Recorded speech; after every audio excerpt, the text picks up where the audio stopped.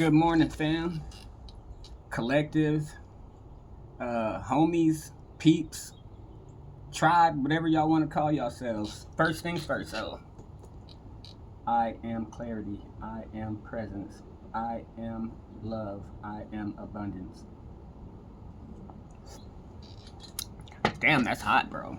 Alright, so last night I got to speak with a friend of mine that was on the streets with me at one point. She has since then come up, all right? In her life, she's come all the way up. She's now like a social worker, helping people get off the streets and into rehabs. And I was like, girl, I'm proud of you, girl. For what it's worth, I'm proud of you. Like, keep doing your thing. Then we started to reminisce, and really the whole time I'm thinking, damn, just the other day I was telling you guys about that story with the couple that was possibly trying to unalive people just for drugs, okay? Basically is what it came down to. They were they were trying to kill people for drugs, basically. It is how bad they had gotten. The one guy that passed on, that was my friend I told you about. When he died, when he when he was murdered, actually, he was stabbed to death, come to find out, by his wife's lover. Trying to stop saying so much. It's like a silly sound to me. Okay. So he made me feel like I can't do this. I can't save or assist anyone with getting off the drugs and getting clean and trying to get their life straightened out. I was feeling bad. That was that old programming in my head trying to creep back in and tell me that I can't do it. And that was when I came up with that story. Like, wait a minute, no, karma, bruh. Like, what am I supposed to do? Undo his karma? So when that thought came to my mind, I was like, dang, I really can't. No, it's like, no, bruh. Get out of my mind with that, dog. All that doubting me. Like, stop trying to hold me back, brain. I don't know what your problem is, bruh. Make me come in there. I will straighten the house out. Call me whatever you want to call me, but that's how I have to speak to those thoughts when they come. Like, I have to recognize them and check them and be like, no, you're not coming in here, dog. There's no room for you, bruh. Like, all the negativity got to go. Like, I found peace inside of myself, and I'd be damned if I'm gonna let that go for anything. This is why I have to do this and say and bring as much attention to all these people out here hurting in the streets. It seems to me to be an injustice, like, especially when I know that there's money supposed to be allotted for these people and they're not getting anything. All that's going to come to light, I already know. That's why I'm just over here in this little corner of the internet building my thing on the low. So by the time I blow up, it's already going to be too late. I'm already established. Alright, so let me get to the story, right? Me and this friend are talking. And the whole time I'm thinking, it's cool that I was able to assist this person. Now let me tell you, okay, I'm nobody special. I'm just me, which is special actually. So I am somebody special, but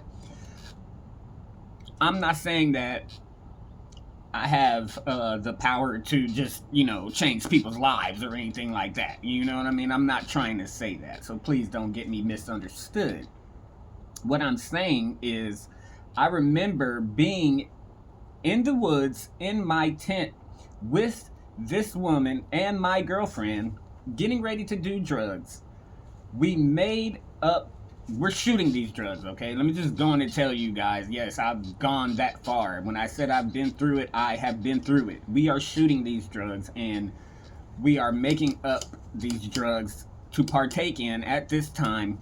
And it's three of us, so we just put it all in there, and, like, you know, we'll give each of us an even amount of it and use it, right?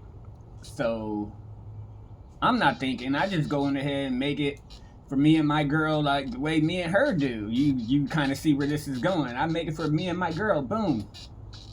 Which is just a little normal, you know. I did look over at my friend and I was like, oh, okay, you know, let me just, well, then, you know, let me make sure everybody's good, you know. So everybody trusted me to do this, which says a lot if you have ever use drugs this way. Letting somebody else make it up for you is real trust, okay? So they trusted me, and I understood that I would never. So boom, I make it. All right, we all partake. I was super quick, so I was just bam bam done, you know what I mean? And my girlfriend gets done, then my friend gets done, and I promise you, I shit you not, you guys, my friend does her drugs, looks up at me, and she goes, grab the Narcan, bam, right out. And I'm like, snap into action. You know what I mean? Like, I heard what you said. You said grab the Narcan and then you collapse. Obviously, you need some Narcan, right? So, I grabbed the Narcan, right? I grabbed the Narcan, and sorry about that. I had to fix something. I grabbed the Narcan, and I go ahead and I administer it to her. I tell my girlfriend at the time, go get some ice or some cold water or whatever, you know, so that we can rub it in certain areas, you know, to try to shock this person awake, get them to gasp for air or something, wake up, something, right? So my girlfriend takes off. I immediately go into, I don't know what kind of mode it is, but it's like I know what I have to do, and I am like in a process doing this thing. Grab it out, get it in, put the rig on the top. Okay, untap, get the bottle, cap the car, pull it up, boom, get her arm, squeeze her arm, bam, hit her. Okay, boom, wake her up, wake up, wake up, wake up, right? So I'm on my knees, and I have her head in my lap, and I'm just like kind of caressing her, you know, face, like, come on, wake up, wake up, wake up, okay, wake up, stay with me. And she wakes up and looks at me, and I could see in her eyes that she was genuinely happy that we were there for her. I could see it in her eyes. She was genuinely happy. And I was like, damn, girl, I'm sorry. You know what I mean? Like, I honestly did not even think that me and my girlfriend be going hard in the paint. So when I made this up, it was way too much for her. And she knew it. As soon as she did it, she looked at me and said, grab the Narcan. Boom. And I was like, wow, I have never known somebody to know exactly when they're going freaking out. Like, well before it happens. Shouts out to her, because that was some awareness that she said she could just feel it coming so hard that she was just like, grab the Narcan. You know what I mean? All right, so I'm gonna tell you guys a couple of other little tips while we're here, about Narcan, and a couple of things that I have seemed to notice about it. Okay, number one, when you are putting ice and water and stuff on somebody, and you're going in their pants with it, and you're going down their back with it, and you're going on their head and on their neck and everything, and you're stirring them, rubbing them, and nothing is working, right? Whenever I can't, 43 times now I've been in this situation where I've had to multiple times deliver Narcan to someone. All right, life and death situations. Okay, that's what they feel like, at least, which they are. 43 times now. Okay, so these are just coming from those 43 times that I've been in a life threatening situation with somebody's life on the line, and me being the one that had to administer the medicine. I'll do it. I'll do it. I will do it. No problem. I got you. So the 43 times that I've done it, I've noticed that when you are trying to put ice and all these other things on somebody and they are not waking up, there is one spot that for some reason I don't understand, with when you have these kind of people that won't wake up from putting ice in all these other areas, and you've done the Narcan, and you're trying to use other methods in between your next administering of Narcan. I think it's like 2 minutes or something like that. 2 to 3 minutes between doses. Their foot. Their freaking foot, y'all. Yes, I've gone, taken people's shoes off, take their sock off, which when you're homeless, that can be kind of like, a little spooky. But I don't give a fuck. If your life is on the line, I got you, dog. Take that right on off. Get the ice and put it on the bottom of their foot or on their foot, and I don't understand it. They just, what? It's just what I've noticed. I've done it like 3 times from people and every time when I use the foot, it wakes them up. I don't know. That's just, hopefully you don't ever need that information, but just in case, if you're out there and you're still going through some tough times, like, you know what I mean? I got your back. Take that little bit of info. Also, another tip that I'm going to give you is, when you're using the syringe kind of Narcan, which was always my favorite to use, because if you're putting your life on the line and making it be my responsibility, I'm stabbing you for that. And if you know what a Narcan needle looks like, it's like this big. Yeah, I'm stabbing you, bro, for putting your life on the line and making me have to be the one that have to come try to save you. Like, of course I'm gonna do it, but I mean, here, you know what I mean? It's my little get back. I actually found out that the nasal Narcan actually makes you feel sicker, so I had actually planned to start using that, because if I have to come to your rescue and aid, you're gonna puke at least. You're at least gonna feel bad afterwards. It's not gonna just be cardio saved me. All right, give me another one. You know what I mean? So when it's larger people, I've found that when you're using the vial and you're using the syringe to administer it, if they are a larger person, like taller than average or maybe way more than average, you need to use both of those right away. I actually would recommend using both doses right away anyway. Okay, just because we're being safe now. But back then it was like a supply and demand kind of thing. This was around COVID, and it was going ham out there in the streets, y'all, during COVID, bruh. I'm telling you, it was ridiculous out there on the streets during COVID. Okay, and there's still people out there since before COVID, y'all. Like, they haven't been helped yet. Like, this is, I mean, I understand, that's their decisions, but Ain't nobody there with a hand out to help.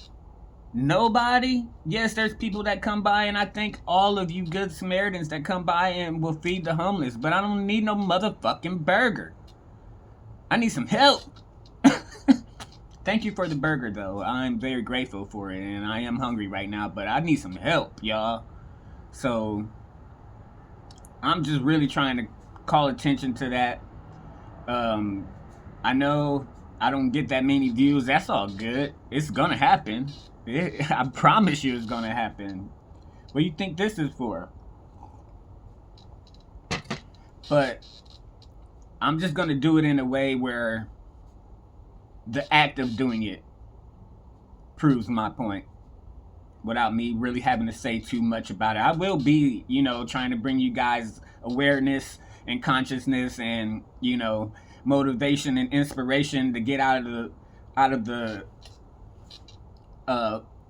fake cage that you put yourselves in, or that you agree to live under. I will be bringing those, but right now there's people hurting. My friends, my fellow humans are out here hurting, and we need to tighten up, y'all. We need to go ahead and, yeah, of course, you're the most important, because you got to have yourself together in order to help someone. But that's what I'm doing now. Basically, that's what I'm doing now. I'm thinking about maybe doing 2 on the weekends, y'all. Spirit's actually telling me chill the fuck out.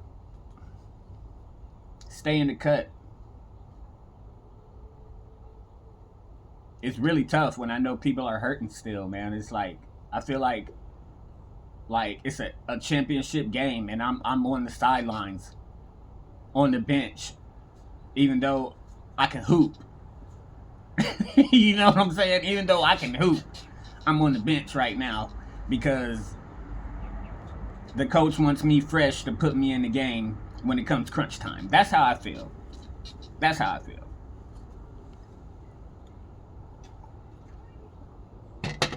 I appreciate you guys if you did watch the video. Even if you don't, I still love you guys.